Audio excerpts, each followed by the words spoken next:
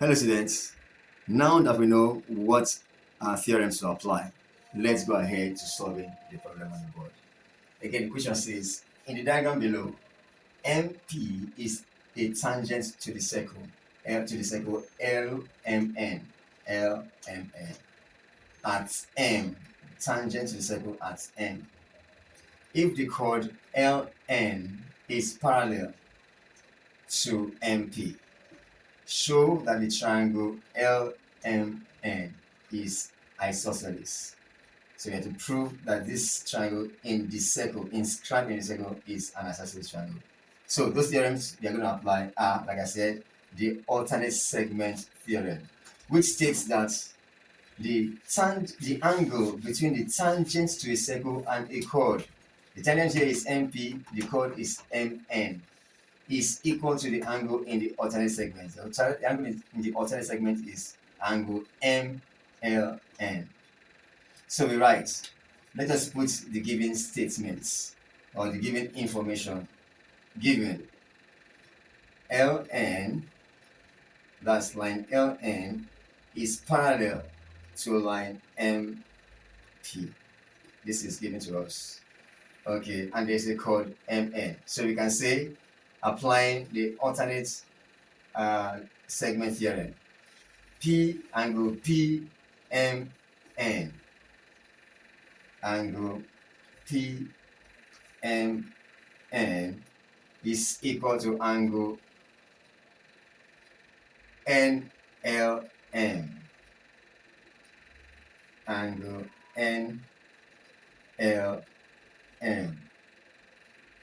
Let us assume that angle is angle X here, which means this one is also X, which is equal to X. And I put in brackets alternate segment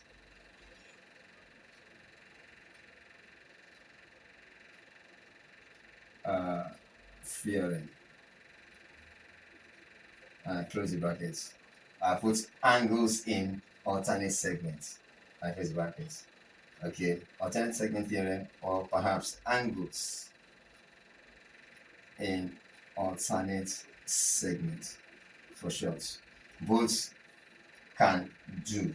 Okay, alternate segment theorem or angles in alternate segments. Okay, that's the first step to take. The second step here, let me roll a line straight down. The second step is the angle PMN is equal to the angle LNM, alternate angles between parallel lines. So write angle PMN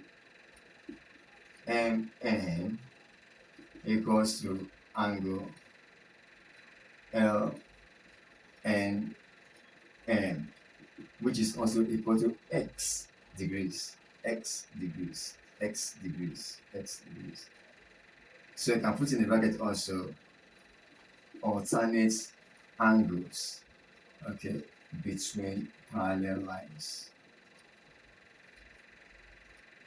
Okay, now having gotten this, which is also this, we can see that these two angles here are equal, which will make us assume or conclude that this must be an isosceles triangle, because one of the properties of isosceles triangle is that the base angles are equal. So if these angles are equal, it is sufficient to also say that these lines ML and line NMN are equal. So we say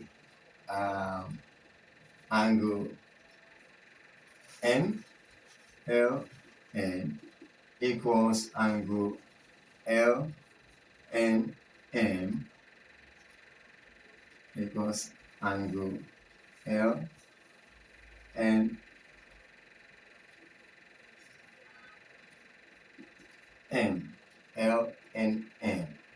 which is equal to x degrees. And we put in a bracket base angles of an isosceles, for short, triangle.